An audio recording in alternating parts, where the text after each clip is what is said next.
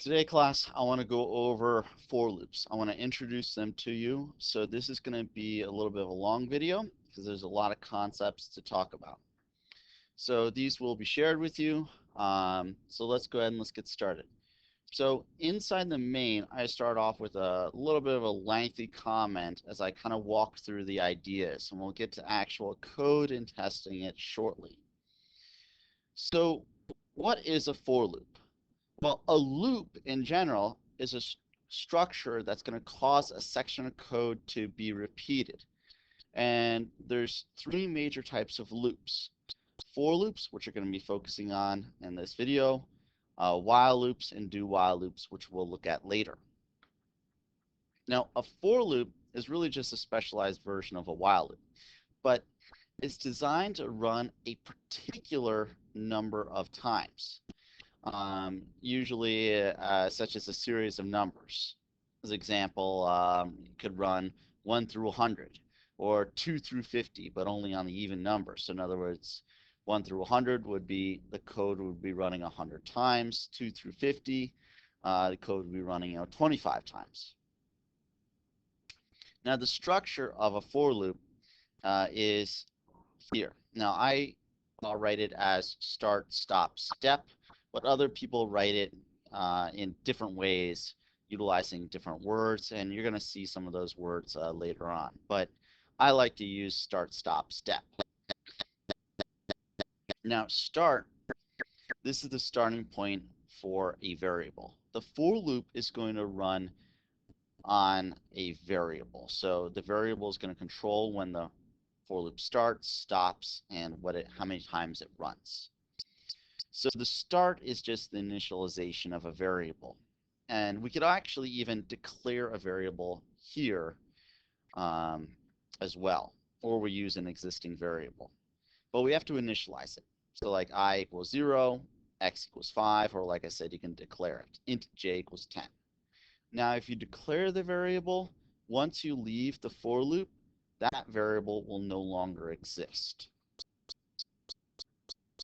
Stop, also called the control. This is actually just a condition like you would see inside of an if statement. So in other words, it's something that's going to yield true or false. It's going to yield some sort of Boolean result. If the result is true, the for loop continues. If the result is false, the loop is going to stop. So here's some examples. I is less than 10. X is greater than 20. J doesn't equal 5. So if we want something to run from 5 to 10, we start it at 5, and then it runs while x is less than or equal to 10. And again, it runs while that stop is true. So if you think about it, if x is 5 less than or equal to 10? That's true. So the for loop's going to run. Now the step, which is the last part, this is incrementing our variable. Usually it's a simple plus or minus, changing the value of the variable. And the point of the step is to increment it or decrement it such that the stop will eventually become false. So here's some examples. It could be I plus plus, x minus equals 2, j times equals 3. Yeah, you can do times, you can do division, you could even do modulo. But generally speaking, most of our for loops are plus or minus. So again, here's the structure. For, start, stop, step. So here's an example. For into I equals 1, I is less than or equal to 10, and I plus plus. Now this is going to run 10 times. So whatever code this for loop is running, that code will run 10 times. So I is 1, code will run. You increase I by 1, so I becomes 2. 2 is less than or equal to 10, so the loop runs. I becomes 3, 3 is less than 10, I is 4, 4 is less than 10, I is 5, and so forth. Eventually, I becomes 11. And 11 is what's going to cause the loop to end because 11 is not less than or equal to 10. Therefore, the loop is going to end. So again, this is going to run a total of 10 times. So that's the basic structure behind a for loop. Let's now look at some examples. All right, so again, you can see that comment is just walking us through the structure for start, stop, step. We've got I is equal to 1. Again, you can declare it. Once I leave the for loop, though, I will no longer exist, so I'll have to redeclare it if I want to use I. I is less than or equal to 20. I plus plus. Whatever code I have in here would run a total of 20 times. So let's actually demonstrate this working. So I'm going to put inside of here, I'm going to put a print statement. I'm going to print off the value of I. Now, yes, this code that's below us is going to run. So I'm going to make it clear that this is my example. So I'm going to put another print statement here.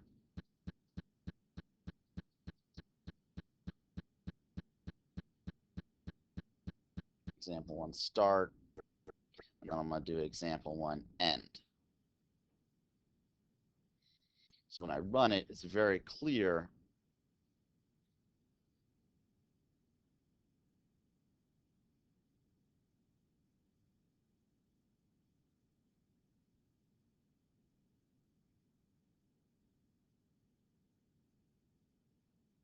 oops, I got an infinite loop.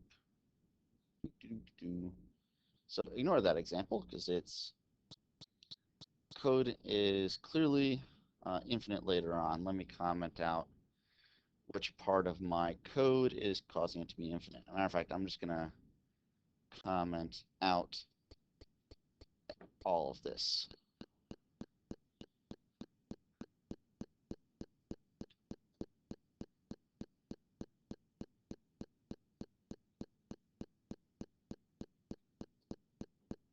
All right, let's try that again.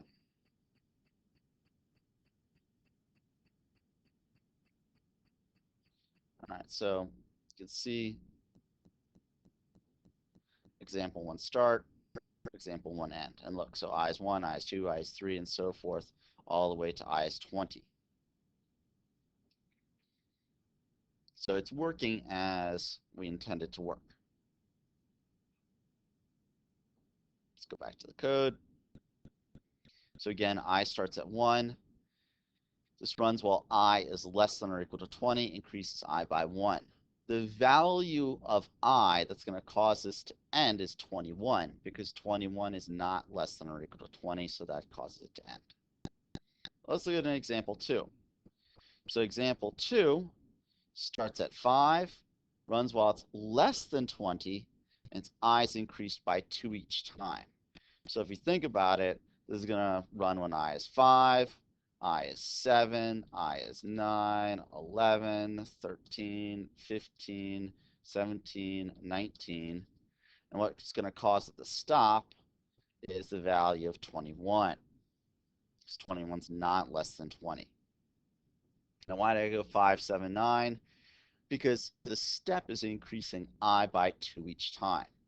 So this loop's going to run, the code that's inside this loop's going to run 1, 2, 3, 4, 5, 6, 7, 8 times. Okay, so let's keep going. Let's look at some of the notes here. So this note mentions that a for loop, like an if statement, only runs the first line of code if there's no braces.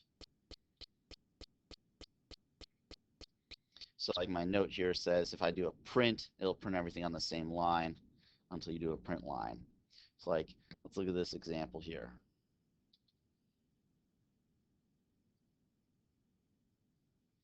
So I have print off loop 1. What's it going to print? Again, as I mentioned here, a single line of code, since there's no braces. So this is part of the for loop. If I had code starting on this next line here, it would not be part of the for loop. So let's see what this does. So loop 1, notice again, since I used a print, they're all being printed on the same line of code. sorry, the same line there.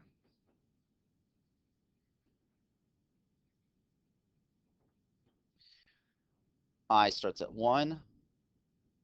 I is less than or equal to 20, increasing it by 2 each time.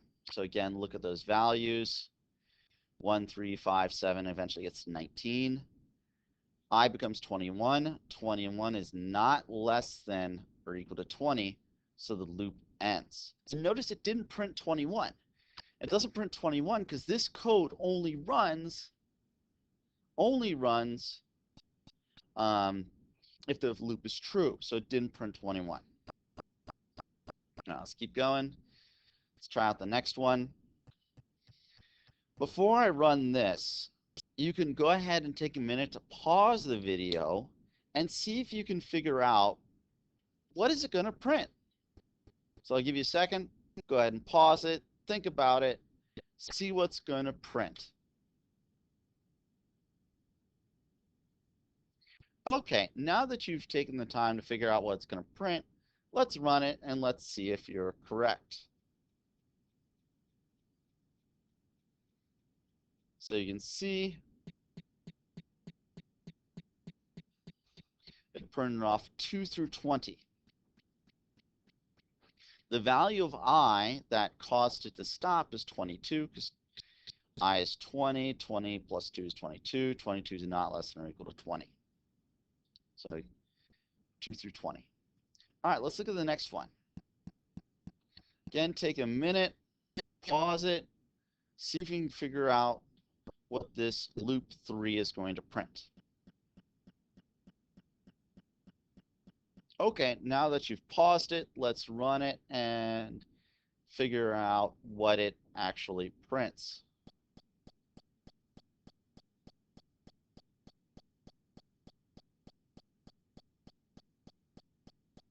There you can see.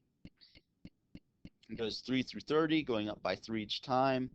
The value of I that causes the loop to end is 33. And again, notice that did not get printed to the screen. All right, let's look at loop 4. Again, take a minute, pause the video, figure out what loop 4 is going to print. So pause.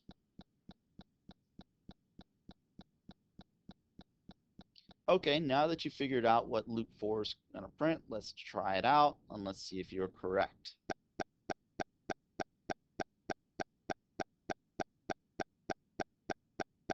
Now you can see loop 4 starts at 10, goes down to 1 because it's I minus minus. Now notice our symbols changed to greater than instead of less than because again, this runs while the for loop is true. So 10 is greater than or equal to 1, so that's true. Subtract 1, I becomes 9, 9 is greater than 1, and so forth.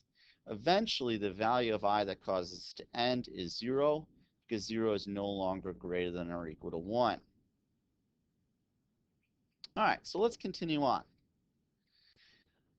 Here's some general guidelines you can use to help keep track of how for loops work.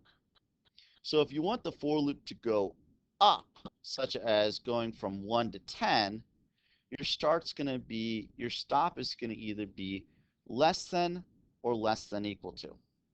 And your step is going to be a positive increase. So +1 or +2 or +3, something like along that lines. If you want your loop to go down, such as starting at 10, going to 1, your stop is going to be greater than or greater than equal to. And your step's going to be negative. Now this last line of code here, we can uncomment and run to see what happens when we don't follow these guidelines. So here, I starts at 1, we're going up to 10, but instead of increasing I by 1, I do I minus minus. So I is going to be 1, then it's going to be 0, -1, -2, -3, -4, and it's always going to be less than 10. So what's going to happen when I uncomment this and run my code is I'm actually going to get an infinite loop.